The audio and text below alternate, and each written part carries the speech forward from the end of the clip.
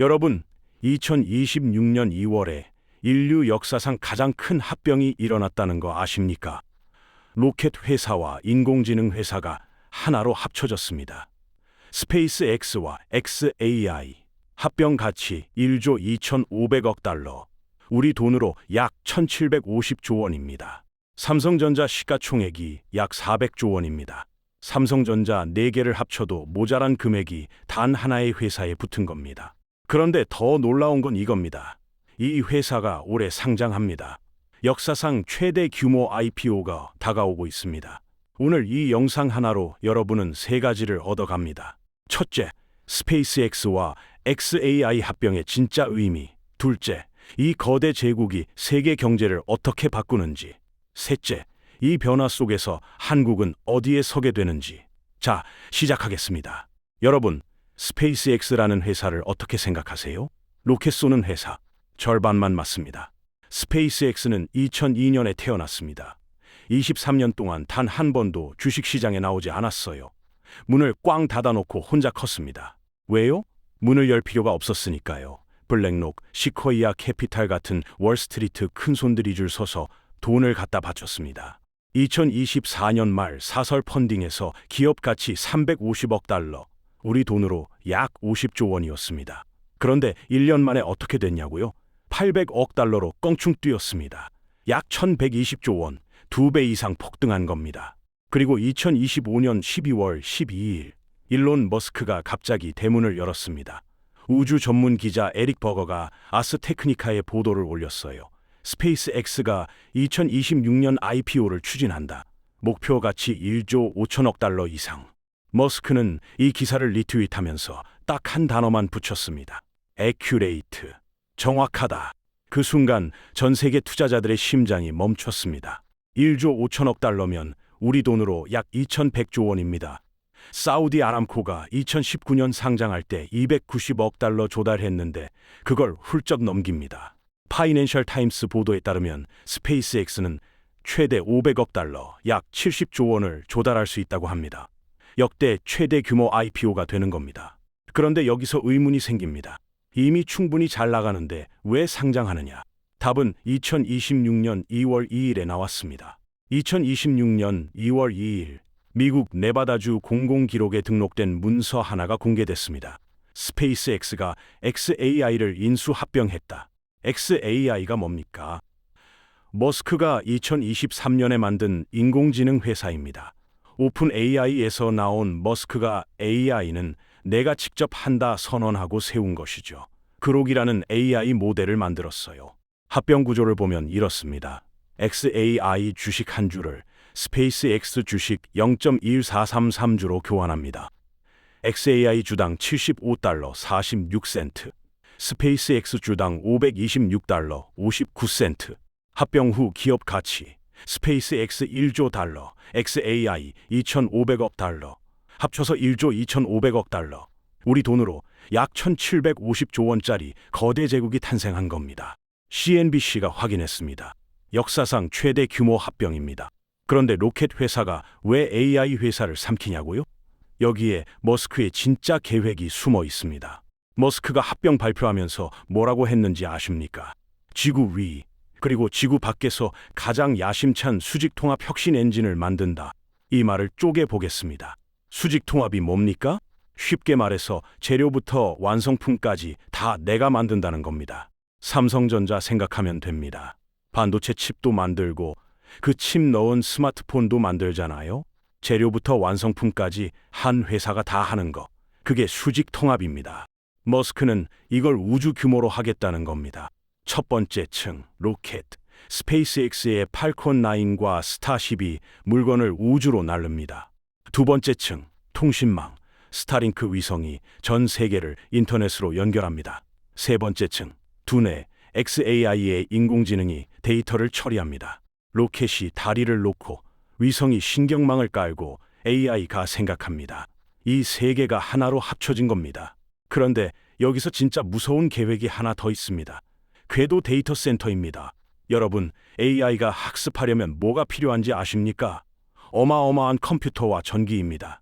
지금 지구에서 AI 데이터 센터 하나 짓는 데 드는 전력이 소도시 하나가 쓰는 전기량과 맞먹습니다. 환경 규제도 까다롭고 부지 확보도 어렵습니다.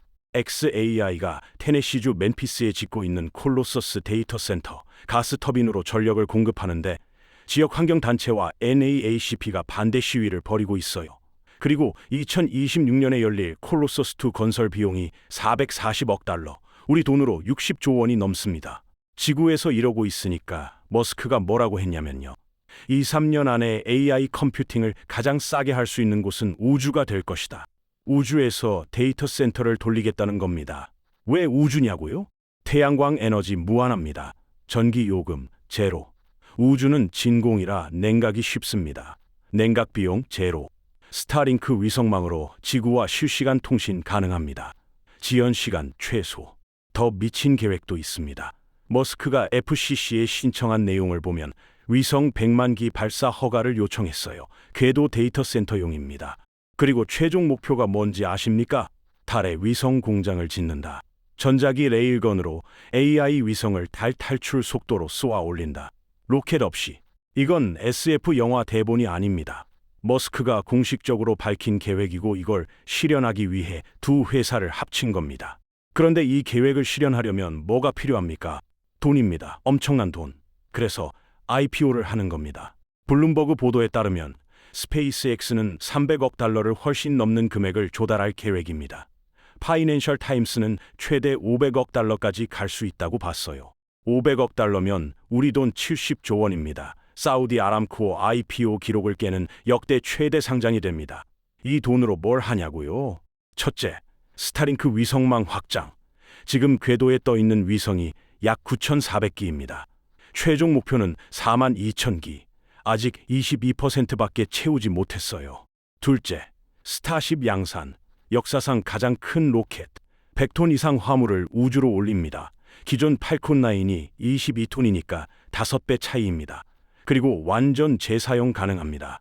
비행기처럼 쓰는 로켓. 셋째, 궤도 데이터 센터 구축. XAI의 AI를 우주에서 돌리는 인프라를 만드는 겁니다. 이 세 가지가 맞물리면 스페이스X는 단순한 로켓 회사가 아닙니다. 우주 인프라 제국이 됩니다. 자, 그런데 여기서 숫자를 좀 정확하게 짚고 넘어가겠습니다. 많은 분들이 잘못 알고 계신 부분이 있어요. 스타링크 가입자 수 수백만 명, 300만 명 아닙니다. 2025년 12월 기준 900만 명을 돌파했습니다. 2024년 말 460만 명에서 1년 만에 2배로 뛴 겁니다. 하루 평균 2만 명 이상이 새로 가입하고 있어요. 2026년 초에 1,000만 명을 넘겼습니다. 155개국에서 서비스 중이고 크루즈선과 항공기에서만 4천만 명이 스타링크를 사용했습니다. 유나이티드 항공, 알래스카 항공 등 1,400대 항공기에 설치됐고 해양 선박 15만 척에 스타링크가 달려 있습니다. 매출은 어떨까요? 2024년 스페이스X 전체 매출이 약 150억에서 160억 달러, 우리 돈으로 약 22조 원입니다. 이 중 대부분이 스타링크에서 나옵니다. 이익은요? 로이터 통신에 따르면 2025년 스페이스X 수익이 약 80억 달러, 우리 돈으로 11조 원 이상 벌었습니다. 이미 현금 흐름이 플러스입니다.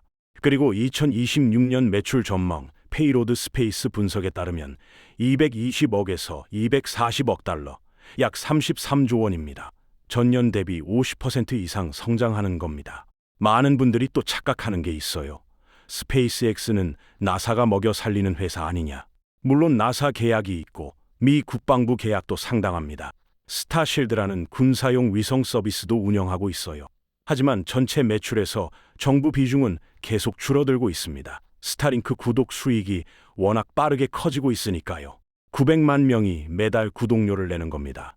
넷플릭스처럼 매달 자동으로 돈이 들어오는 구조. 이게 스페이스X의 진짜 힘입니다. 자, 그런데 여기서 중요한 질문이 남습니다. 경쟁자는 없냐?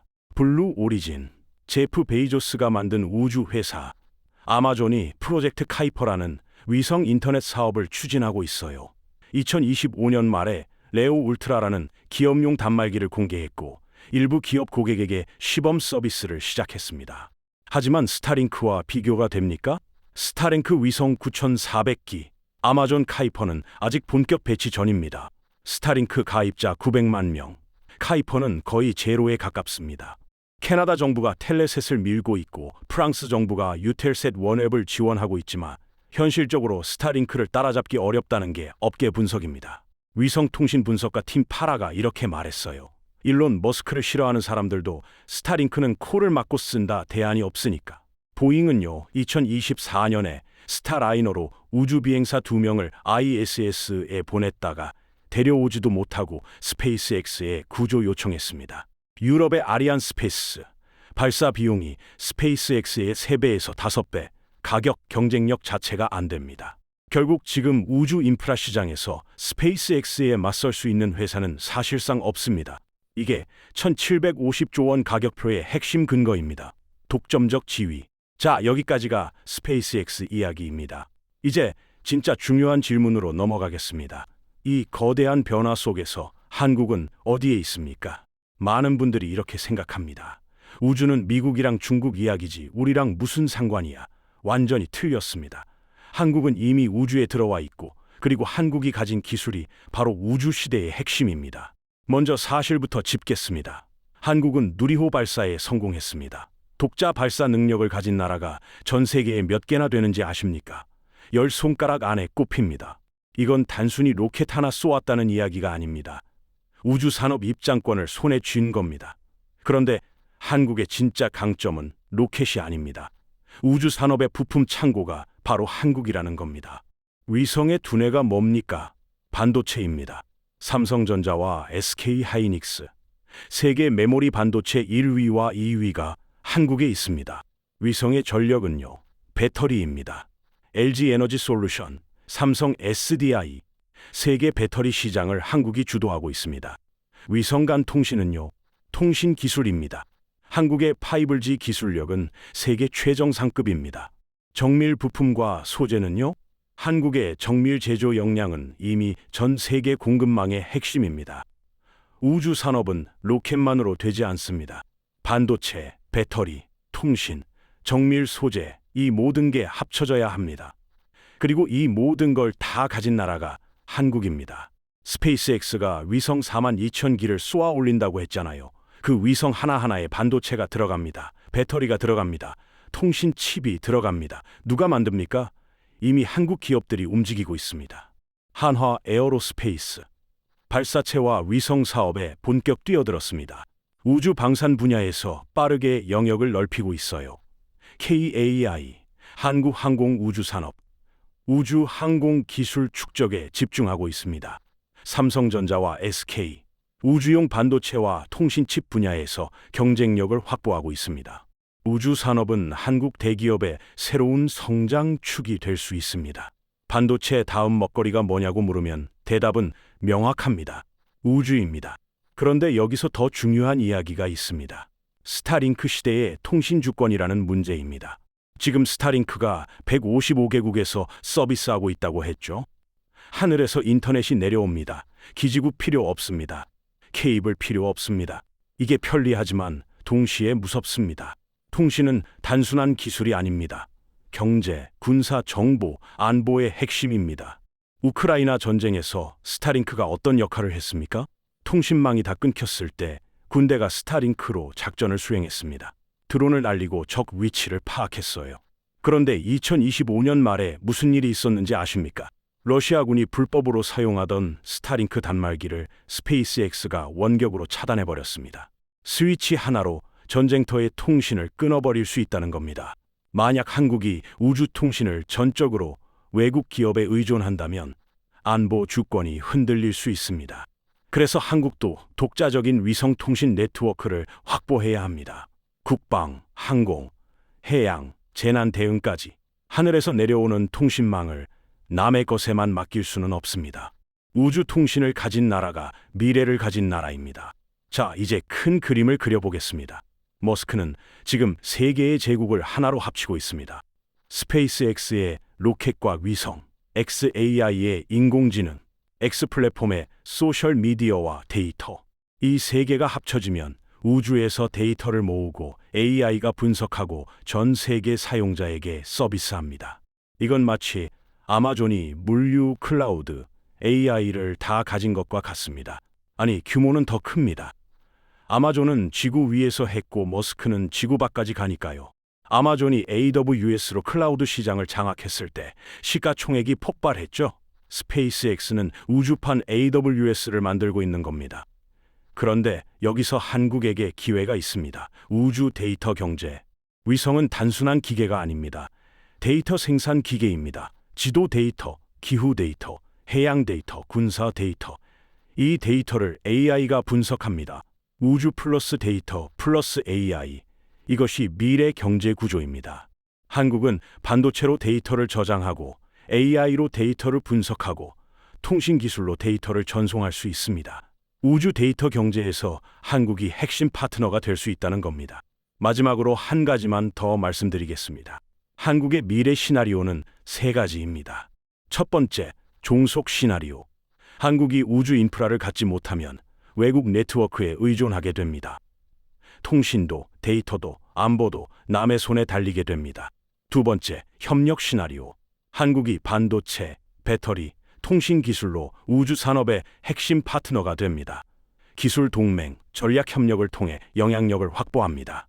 세 번째, 독립 시나리오. 한국형 위성 네트워크와 독자 발사 능력을 확보합니다. 누리호가 그 시작이었습니다. 어느 길을 가느냐에 따라 10년 후, 20년 후 한국의 위치가 완전히 달라집니다. 지난 200년간 부의 중심은 땅이었습니다. 석유 나오는 땅, 공장 지을 땅. 지난 50년은 데이터였습니다. 구글, 아마존, 메타가 증명했죠. 정보를 지배하면 세상을 지배한다. 2026년 새로운 게임판이 열리고 있습니다. 우주입니다. 통신망, 물류망, 컴퓨팅 인프라 모두 궤도 위로 올라가고 있습니다. 스페이스X와 xAI의 합병은 그 신호탄입니다. 한국은 작은 나라일 수 있습니다. 하지만 반도체, 배터리, 통신, 정밀 제조, 기술과 의지로 여기까지 왔습니다. 1960년대 한국은 세계에서 가장 가난한 나라 중 하나였습니다. 지금은 세계 10위권 경제 대국입니다. 반도체 강국, 배터리 강국, 조선 강국, 불가능을 가능으로 바꿔온 나라입니다. 우주 시대에서도 한국은 뒤따르는 나라가 아니라 참여하는 나라가 될 수 있습니다. 아니, 되어야 합니다. 미래는 이미 시작되었습니다. 그리고 그 미래 속에 한국도 있습니다. 앞으로 경제의 중심 채널에서는 더 많은 국제 경제 이슈를 깊이 있게 다루겠습니다. 구독과 좋아요 부탁드립니다. 여러분의 생각은 어떠신지 댓글로 자유롭게 남겨주세요. 긴 시간 끝까지 들어주셔서 진심으로 감사합니다.